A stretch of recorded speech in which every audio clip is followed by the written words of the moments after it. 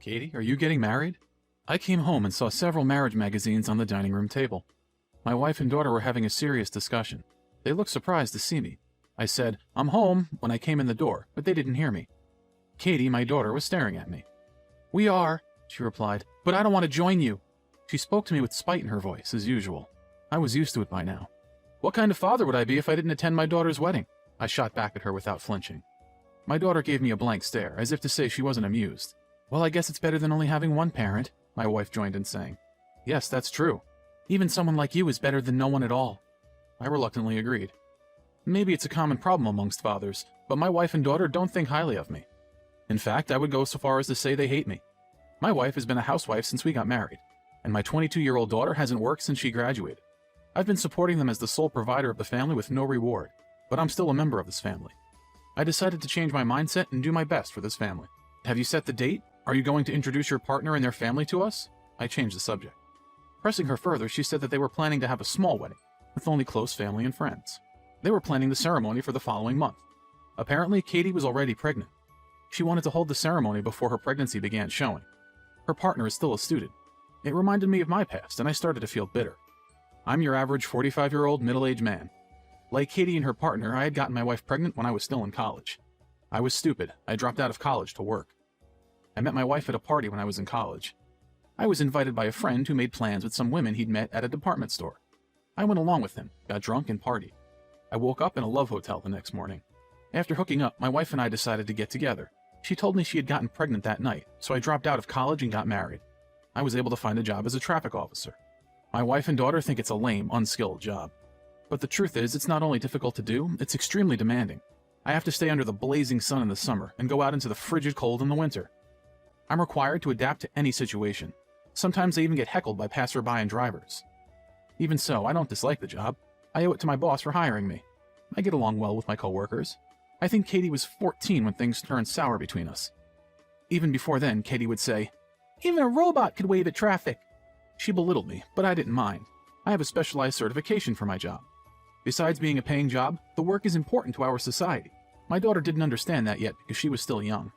I believe that someday she would understand me and my work too. One day I happened to be assigned to work near my daughter's middle school. I saw my daughter on her way home from school with some friends. I smiled at her and waved. "Katie, get home safe," I yelled out to her. I was just a father waving to his daughter. I thought it was a perfectly normal thing to do. My daughter, however, scowled and ignored me.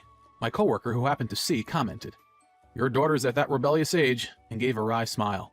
But that wasn't all that happened. To my surprise, there was an anonymous complaint. "One of your traffic officers suddenly started harassing me." The only person who could have made that complaint was my daughter. Not knowing the situation, management determined I was at fault. They let me off with a warning, but I was baffled and couldn't accept it. When I got home, I asked my daughter why she did it. But instead of answering, she got mad at me. "Don't talk to me when I'm with friends. It'd be embarrassing if they knew my dad was a street worker," she yelled at me. It seems that my daughter had lied to her friends, that her father was a wealthy corporate executive. But when I called out to her that day, her lie was exposed. The truth was she had taken it out on me. "I'm not a street worker, I'm a traffic officer," I corrected her, but it just made her even more angry. "It's the same either way. All of my friends' parents are office workers. Why does your job have to be so low class?"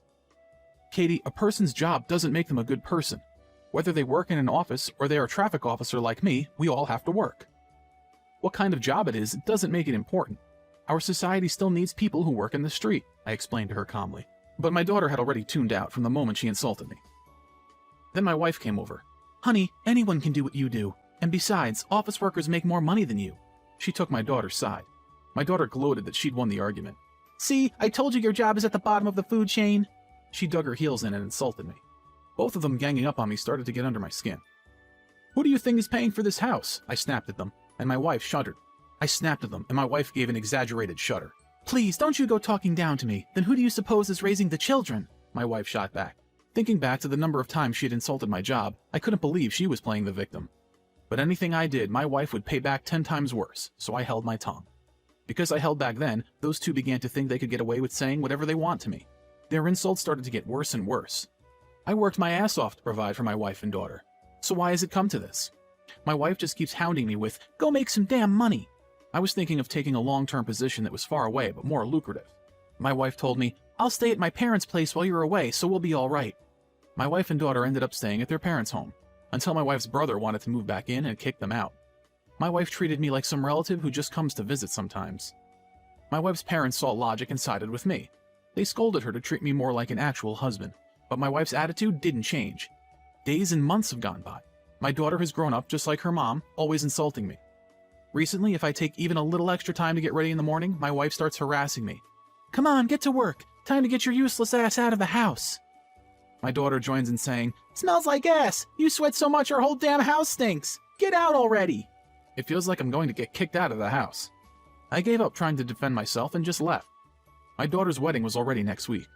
Soon, my daughter would be living with her husband, so some of the burden would be lifted from me. That was my reason for looking forward to her wedding.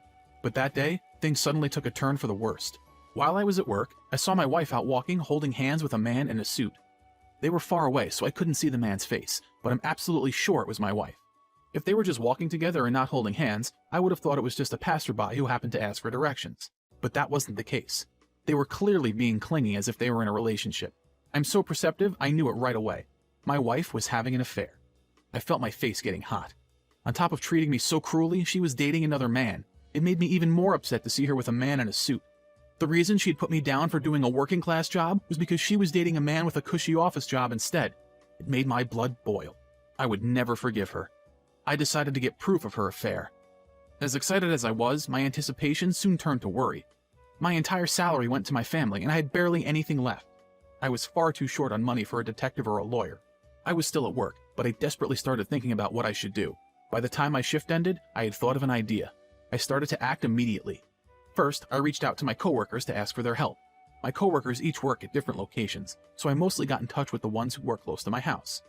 I sent them photos of my wife, and told them to contact me if they saw her. Then I went to buy a certain something that even I could afford to set up. A few days later, I got a text. It was the very day before my daughter's wedding. The message came from a downtown traffic officer. He got a clear photo of my wife and her partner. He told me that after that, they went into a hotel together. When traffic officers are at work, we don't usually have time to take photos, so I had reached out to some other workers as well. They were able to track my wife while they were on lunch break. I was grateful to my coworkers, but also conflicted. The next day was my daughter's wedding. I was disappointed that my wife was still having an affair right up until the wedding. My daughter's image flashed to my mind. I was certain of my wife's affair, but I wondered if my daughter knew about it. But I forgot about those worries as soon as I saw the face of my wife's partner. My daughter has long fussed over her naturally curly hair, but then I noticed that the man in the photo had curly hair too. Not only his hair, even his face was so similar to Katie's. No matter how I look at it, he must be her father. My daughter doesn't look anything like me or my wife, but my wife said that she looks like her grandfather, so I believed her. If we did a DNA test, I could find out for sure, but I could tell even without scientific proof. My wife's affair hadn't started today or yesterday. She must have been cheating on me all along. Although I was shaken by the realization, I was also somehow relieved. The reason I didn't leave my wife, despite her continuous insults, was because of our daughter. Since she was a baby, I had believed she was my daughter and raised her as my own. No matter how much she hated me, I believed that she was my flesh and blood, so I always held back. But now I don't have to. That's why I felt relieved. After my shift ended, I went to see a lawyer. My company's lawyer had heard about my situation. He told me to come as soon as I had gathered proof. Coincidentally, the lawyer had also recently divorced his wife. It turns out she was only with him for the money. "I'll get you a win no matter what," he told me. His words gave me motivation. Maybe the lawyer is mixing in his personal grudge with my case, but regardless, I'm grateful. It had gotten late, so I returned home. "You're so late," my wife yelled at me. Normally, she never cares no matter what time I get home, but since the next day was our daughter's wedding, she seemed to be on edge. My wife had no idea that I had gotten proof of her affair. As always, she spoke to me harshly. "If you oversleep and you're late tomorrow, I'll never forgive you." She got real close and pointed her finger. I was tired, and so I snapped. "You better watch your mouth. I'm the one who's not going to forgive you for what you've done." Well, what are you talking about? Don't take that tone with me." Maybe my wife didn't expect I would talk back to her. She flinched a little. Once I'd started, I couldn't stop myself from saying the rest. "I know that Katie isn't mine," I said, and showed my wife the photo. My wife looked shocked for a moment. "That's all in the past. What's the point of bringing it up now? Tomorrow is Katie's wedding day," she said. "Of course it still matters now." I was so completely done with her attitude. She didn't have to beg for forgiveness, but she could at least have apologized from the heart. Then I might have felt like forgiving her even a little, but she didn't take accountability at all. I definitely wouldn't forgive her. My wife was making such a racket that my daughter woke up. "What are you all screaming about at this hour? How am I supposed to get my beauty rest for the wedding?" she yelled at us. My wife and daughter only think of themselves. I looked at my wife and daughter, then went to the bedroom. I brought the bag that I always use when I travel for work. I was used to traveling, so packing up my things didn't take more than 5 minutes. I laughed at how few belongings I had. "What are you laughing at? You're being creepy," my wife said. "Wait a sec, where are you going?" My wife yelled at me, but instead I wondered, why should I bother to attend the wedding of another man's child, with the woman who had viciously tricked me? I took a deep breath. "Give me a break. You and Katie have insulted me for so long and I hated it. Have you ever thought about my feelings at all? I've tried my hardest to be a good husband, a good father. What about you two? You've abused me for long enough. If you were going to use me as just a bank account, you should have at least been nicer to me. I can't stay with a wife who treats me so horribly and has an ongoing affair. Katie isn't even my child, so I won't give either of you financial support again. You all told me to get out of here day after day. I'll do as you wish and disappear, but you'll both have to pay for what you've done to me." After saying my piece, I left. I didn't bother to respond to my wife and Katie, who were both screaming at me. I already knew where I was going and what I had to do next. Cutting ties with them made me feel a lot better. I skipped out on my daughter's wedding and decided to go into hiding for a while. The next day, I got several calls to my cell phone, but I didn't answer a single one. My wife and daughter left message after message insulting me, and sent me texts saying such horrible things I couldn't even bear to read them. For a while, they kept saying, "We'll never forgive you," and "We'll sue you for what you've done." But as time passed, the messages changed. My wife texted me, "Please come back, I love you." I burst out laughing when I saw that. She finally seemed to get it that I wasn't coming back, but it was too late. The CEO of my company had let me stay in company housing, and I was preparing to sue both my wife and her lover. On the day that I caught my wife's affair, I had put something in our house. It's a wiretap. I don't have much disposable income. I can't afford a private investigator, but I knew my wife and daughter would talk behind my back when I wasn't around. All according to plan, the conversation with my wife and daughter was recorded perfectly. Apparently, Katie already knew that I wasn't her father. "Let's invite my real father to the wedding," she said. "Take this chance to ditch that old man and marry my real dad," my wife told her. "I can't, Katie. He's already married and lives with his in-laws. He doesn't love his wife at all, but his father-in-law is an executive at the company he works at. If he ever breaks up with his wife, he'll be forced to quit and he'll go broke." My wife got upset and said, "If he only hadn't found out I was cheating." "Katie, you've got to be careful not to get found out either," she warned Katie. My daughter didn't seem concerned. "I wouldn't screw up like that. He loves me too much to doubt me." She laughed haughtily. I was shocked. I couldn't believe Katie had also deceived me, just like her mother. My wife and daughter had exposed themselves, and so I had proof for the divorce proceedings and the trial to get compensation for the affair. Both went in my favor from start to finish. The results of my daughter's DNA test showed that she really was the child of my wife's illicit lover. Her lover was the son-in-law of a certain company executive. He had worked at his father-in-law's company, but lost his job because his wife divorced him. He got what was coming to him. I contacted Katie's husband's family. I had them listen to the recording from the wiretap. As soon as they heard it, Katie's husband filed for divorce and sued her for damages. Katie came after me, yelling at me that I'd ruined her life. But really, it was her fault for trying to deceive innocent people. Katie's husband's family thanked me for helping their son. They wrote me a check. I was able to divorce my wife and sell our house. I took the amount of money that my wife owed me for damages out of her portion from the sale of our house. I got my payment in a single lump sum, leaving my wife penniless. My in-laws apologized to me profusely. They disowned my wife out of spite. Now my ex-wife and her daughter live together in a tiny, cheap apartment. Since everything has come to an end, I feel like I've finally taken my life back. I had already spent so much time traveling for work that I had a lot of friends in so many places.